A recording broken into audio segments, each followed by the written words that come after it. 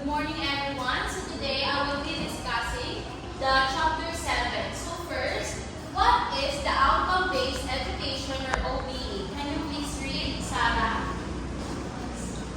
William G. Spalding, a key early advocate of outcome-based education or OBE, emphasized the importance of aligning the entire educational system around learning-defined outcomes. He defined OBE as focusing on what all students must be able to do successfully by the end of their learning and organizing curriculum, instructions, and assessment to ensure these outcomes are achieved. Thank you so much. So this definition points out the clear learning results that teachers want students to demonstrate at the end of significant learning experiences, and that is the learning outcome. So basically, yung outcome-based education or OBE ay nakafocus siya sa naging kinalabasan or naging outcomes ng pagtatalakay na ginawa o ang pag-aaral. So doon ay makikita kung ang isang mag-aaral na ba ay natuto. So yun yung doon mapapatunayan ng isang guro na ang isang mag-aaral ay natuto kung ano ang naging kinalabasan o kinahihinatnan ng kanilang pagtatalakay. So to further define and clarify OBE, teachers should address the answers to the following questions. So first, what do we want these students to learn? So ano nga ba yung gusto natin na matutunan ng mga mag-aaral? Sunod ay why do we want students to learn these things? So bakit gusto natin na matutunan ito ng mga estudyante yung nais natin na ituro sa kanila? Next, how can we best help students to learn these things? So what can we do para matutunan or may matutunan yung mga mag-aaral sa atin? Last ay how will you know when the students have learned? So paano mo malalaman kung isang mag-aaral ay natuto nga ba o hindi? So yun yung mga questions na dapat na masagot pagkatapos ni teacher pagkatapos ng talakayan. So here are the 4 essential principles in OBE. Principle number 1 is clarity of focus. Althea, can you please read? A clear focus on what teachers want students to learn is the primary principle in OBE. So mahalaga na alam ng isang guro kung ano nga ba talaga yung gusto niyang matutunan ng kanyang mga mag-aaral o mga estudyante. Sapagkat kapag alam niya kung ano yung layunin niya na nais makamo ng mga mag-aaral ay mas magiging organized at maraming matutunan ng mga mag-aaral doon sa guro. Susunod ay Principle 2, Designing Backwards. Syra, can you please read? Designing backwards, learning outcome must continuously define what to achieve at the end of formal schooling is determined as the beginning. So, thank you so much.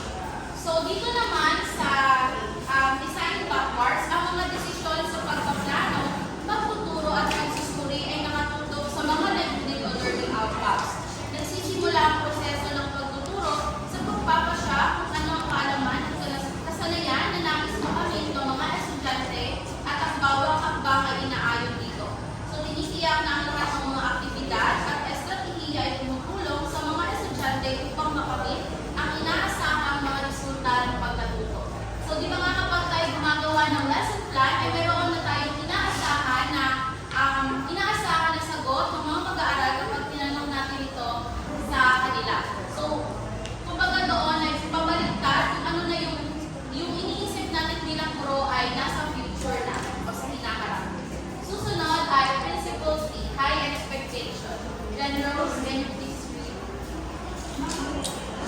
Establishing high expectations and challenging standards of performance will encourage students to learn better.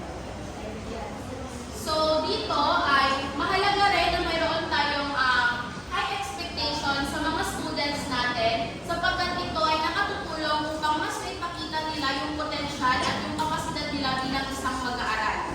Ngunit kinakailangan din natin na palaging isa-isip na yung mga expectations natin is dapat kaya nilang ma-reach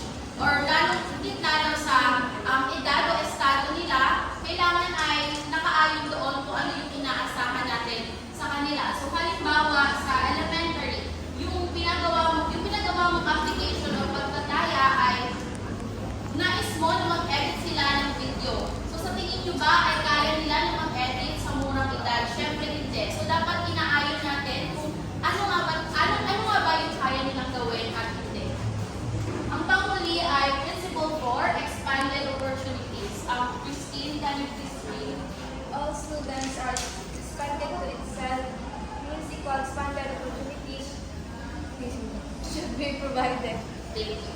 So in OBE, all students are expected to excel. Hence, equal expanded opportunity should be provided. So kinakailangan na ang bawat mag-aaral ay nabibigyan ng pantay-pantay o pare-parehong oportunidad sa loob ng klase. Hindi halimbawa sa isang graded recitation ay hindi porket si student A ay palaging sumasagot ay siya na yung laging mo tutuksiin. Bigyan mo rin ng chance yung iba kasi marami mga mag-aaral na hindi man sila laging sumasagot o nagtataas ng kamay ay mayroon din silang sagot na nais ibahagi sa klase.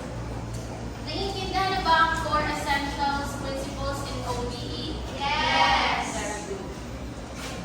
So next is teaching learning in OBE.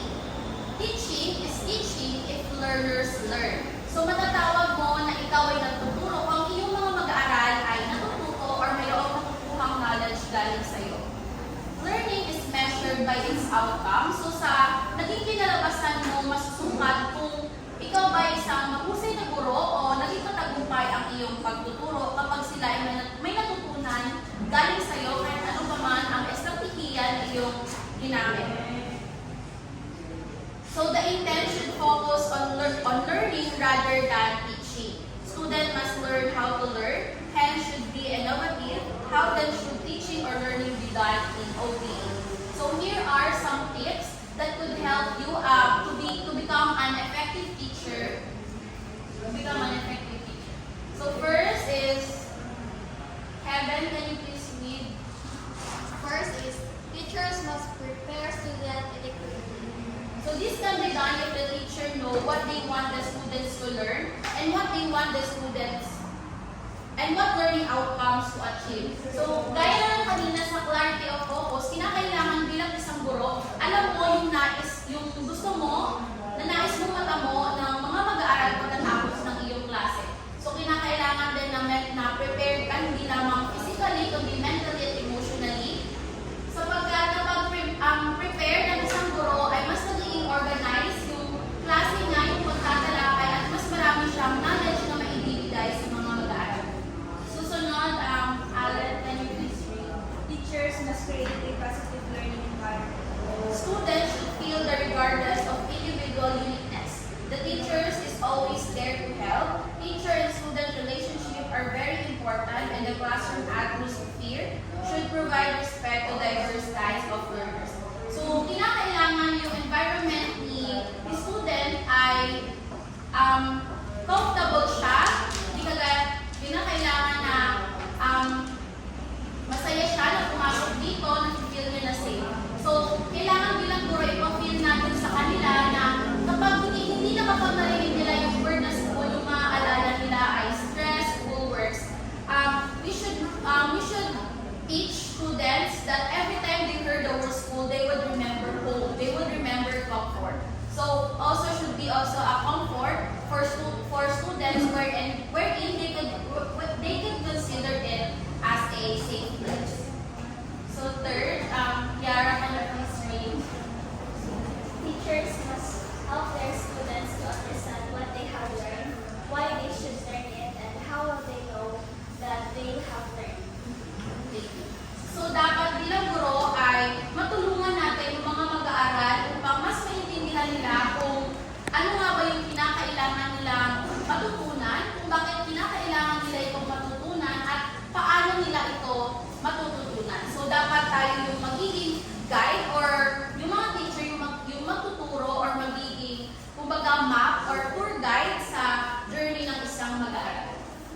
Susunod, Rizini, can you please read? Teacher must use a variety of teaching methods. So the most appropriate strategy should be used taking into account the learning outcome teacher wants the students to achieve. Also to consider are the contents, the characteristics of the students, the resources available, and the teaching skills of the student.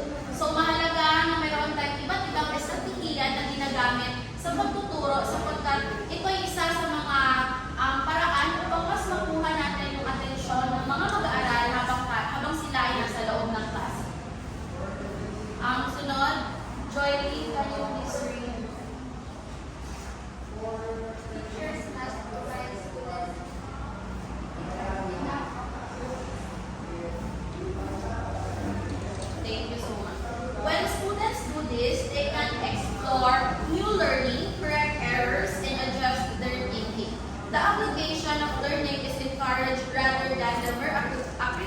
of this. So kapag ginagawa ito ng mga mag-aaral, ay sila ay mas natututo sapagkat ito ay tinatawag na first-hand experience. So yun ang mahalaga na ang bawat mag-aaral ay mabigyan ng sapat na oportunidad at pantay-pantay kung saan ay pantay-pantay silang lahat upang mas maipakita yung kapasidad at yung kaya nilang ibigay.